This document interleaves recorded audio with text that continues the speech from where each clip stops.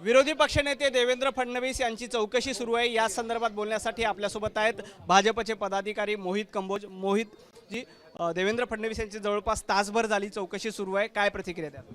देखिए, ऐसा है कि देवेंद्र फडणवीस जी महाराष्ट्र के एकमात्र ज्येष्ठ नेता भी हैं और सर्वश्रेष्ठ नेता भी हैं, जिन्होंने 5 साल पूरे एज ए मुख्यमंत्री सफल अपना टेन्योर पूरा किया।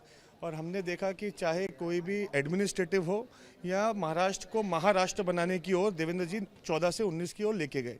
कभी भी ऐसे एडमिनिस्ट्रेटिव लैब्स और ऐसे पुलिसिंग हमने महाराष्ट्र के इतिहास में नहीं देखा। और पुलिस डिपार्टमेंट भी आज जिस हिसाब से पुलिस की इमेज शर्मिंदा हो रही है, वो पूरा महाराष्ट्र नहीं, पूरा देश देख रहा है।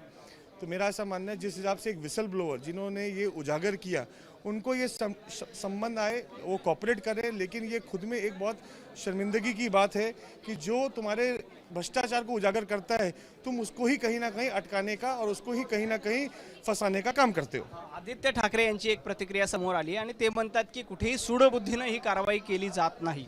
देखिए, मैं आदित्य ठाकरे साहब पे कुछ नहीं बोलना चाहूँगा। मैं इतना ही बोलना चाहूँगा कि 1993 ब्लास्ट के बाहर दाऊद इब्राहिम जो शिवसेना भवन के बाहर ब्लास्ट हुआ, उसके साथ जिसके संबंध हैं वो आपकी कैबिनेट में मंत्री है, आपके साथ कुर्सी में कैबिनेट में बैठता है। क्या आपने अभी तक उसके इस्तीफा के ऊपर आपने क्या बोला? आपने अभी तक नवाब मलिक पे कोई प्रतिक्रिया क्यों नहीं दी? टेरर फंडिंग, एंटीलिया केस, क्यों 19 के बाद ही एंटीलिया केस, टेरर फंडिंग और टेरर प्लांटेशन का काम हुआ महाराष्ट्र में?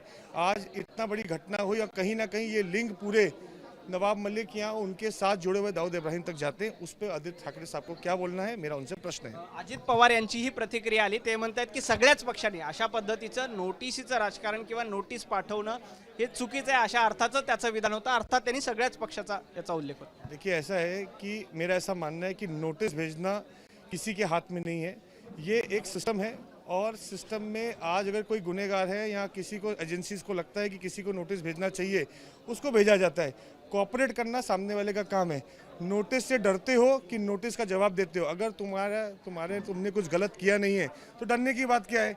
तो मेरा ऐसा मानना है कि नोटिस कल को किसी भी बड़े नेता को आता है, अगर उसने कुछ गलत नहीं किया तो देवेंद्र फडणवीस जी तो जाने को तैयार हो गए।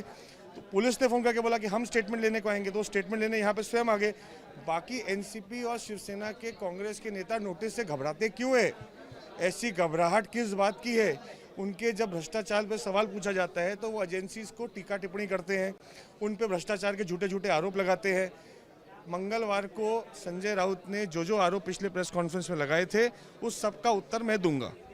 काय उत्तर असेल संजय राऊत यांना? मैं मंगलवार को दूंगा। खूप खूप धन्यवाद। कॅमेरा पर्सन अनिल यांच्यासह नवनाथ बन, एबीपी माझा, मुंबई। एबीपी माझा, उघडा डोळे बघा नीट।